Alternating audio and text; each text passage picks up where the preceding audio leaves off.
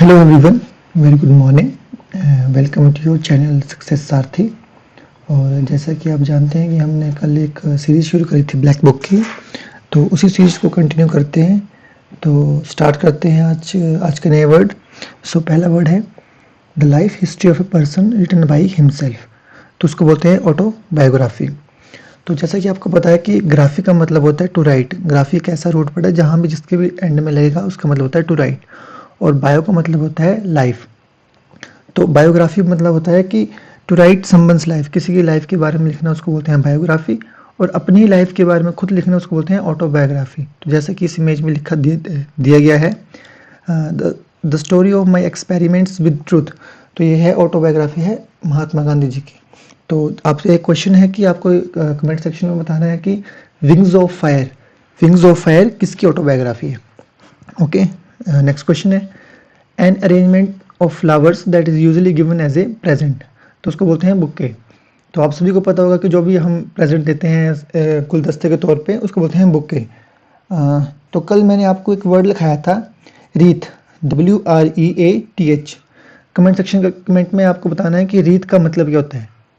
क्या वो भी बुके की तरह होता है कि उसका क्या एंटोनिम है कि क्या है, व्हाट इज दैट। ठीक है, और आपको कमेंट करके बताना है वो। Next word is the scientific study of worms and insects. उसको बोलते हैं हम एंटोमोलॉजी। तो लॉजी का मतलब होता है to study of something. So entomology का मतलब होता है scientific study of worms and insects. To free somebody from all blame, उसको बोलते हैं एक्सोनरेट करना। एक्सोनरेट का और सिनोनिम हो गया जैसे किसी को एक्यूट करना, छोड़ना, डिस्चार्ज करना किसी चीज़ से। ठीक है, तो ये इसके सिनोनिम्स हैं एक्सोनरेट के। नेक्स्ट वर्ड इज स्पीच और ए presentation made without previous preparation. तो उसको बोलते हैं एक्सटेम्पोर। जैसे कि आपने देखा होगा कि स्कूल या कॉलेजेस में कभी कभी टीचर्स आपको ऑन द स्पॉट कोई एक टॉपिक देंगे और आपको उस टॉपिक पे बोलना होता था, तो उसको बोलते हैं एक्सटेम्पोर। तो इसका सिनोनिम और भी आपने सुना होगा जैसे कि इम्प्रॉम्प्टू। तो इम्प्रॉम्प्टू का मतलब ये होता है कि उसी समय पे कोई टॉपिक दिया जाना और उसी पे कुछ आपको बोल के सुनाना, उसको बोलते हैं extempore. Next one is one who is difficult to please. उसको बोलते हैं फास्टिडियस। फास्टिडियस का मतलब होता है कि हिंदी में इसको बोलते हैं basically नकचढ़ा।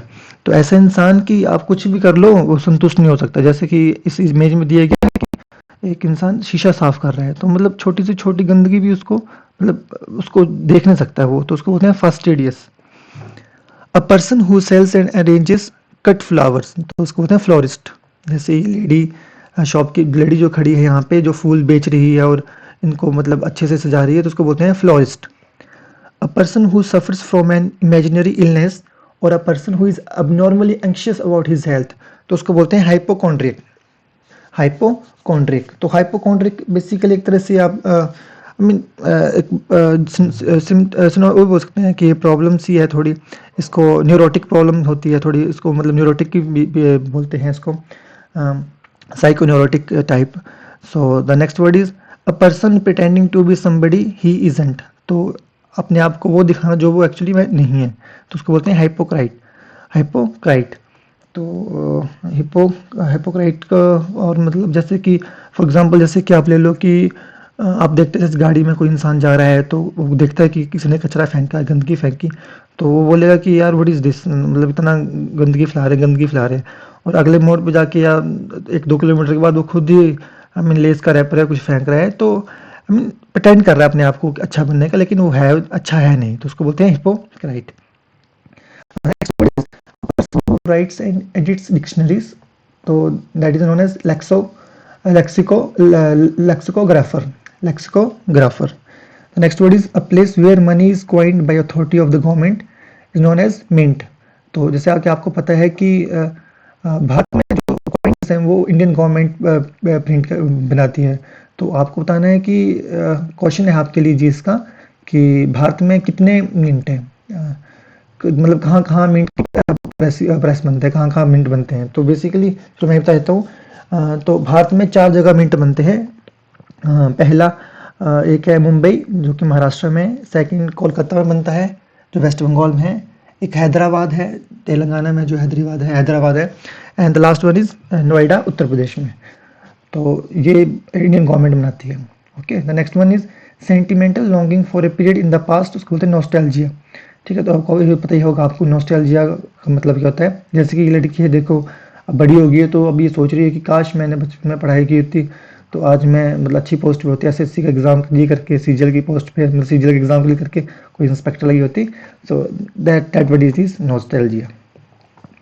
Next word is a piece of living tissue और plant that is transplanted surgically, तो उसको बोलते हैं ग्राफ्ट। तो आपको पता होगा ग्राफ्ट करना मतलब जैसे आप बोलते हैं ना कलम करना, कि अच्छा सा जो पौधा है, जैसे कि आम का, जिसमें अच्छे अच्छे फ्रूट्स लग रहे हैं, अच्छे अच्छे आम लग रहे हैं, तो आपका उसकी कलम लेके जाते हैं और अपने भी आम पे करते हैं, उसको बांधते हैं, तो उसको बोलते हैं ग्राफ्ट करना। फीलिंग और शोइंग एक्सट्रीम टायर्डनेस, तो उसको बोलते हैं वियरी। वियरी वियरी का मतलब कि काफ़ी ज़्यादा एग्जॉस्ट हो जाना, थक जाना काम से। जब आप थक जाते हैं ना काफ़ी काम करते हो, उसको बोलते हैं वियरी। तो next one is a person in love with himself, तो उसको बोलते हैं नार्सिसिस्ट। क्या बोलते हैं उसको? नार्सिसिस्ट। नार्सिसिस्ट का मतलब कि he is obsessed with himself, वो अपने आप से इतना ऑब्सेस्ड है कि बस उसको मैं ही, मैं सब कुछ, हर जगह मैं ही दिखता हूँ, अपने आप को ही देखता है। ठीक है, the next word is giving the worrying impression that something bad is going to happen, उसको बोलते हैं ओमिनस। ठीक है, तो बोलते हैं ना कि कुछ बुरा होने वाला है, तो उसको बोलते हैं ओमिनस। जैसे कि ओमिनस, जैसे misfortune, something is going to be bad happen, threatening, menacing, baleful. ठीक है, sinister, these are all synonyms of ominous. So plant of particular region, तो इसको बोलते हैं फ्लोरा, और एनिमल्स ऑफ पर्टिकुलर रीजन, या ठीक है, तो उनको क्या बोला जाता है? Flora and basically fauna, fauna बोलते हैं उनको। ठीक है, the next word is shorten version of larger work, किसी चीज़ को कम कर देना, काटना, उसको बोलते हैं अब्रिजमेंट। अब्रिजमेंट, जैसे इसका सिनोनिम दिए हैं कंडेंसेशन करना, एब्स्ट्रैक्ट करना किसी चीज़ को, ठीक है, कंसाइज करना किसी चीज़ को, तो वो सब मतलब है abridgement. So thank you, that's all for today's video. तो डू कमेंट्स, आप कमेंट करिए और ये बताइए कि क्या और इम्प्रूवमेंट हो सकती है, कि इतने वर्ड्स काफ़ी हैं यहाँ, या 30 से 40 वर्ड आपको चाहिए, और क्या क्या इसमें इम्प्रूवमेंट हो सकती है, तो आप कमेंट करके बताइएगा, ताकि हम नेक्स्ट वीडियो में उसको और इम्प्रूव कर सकें। Okay, thank you.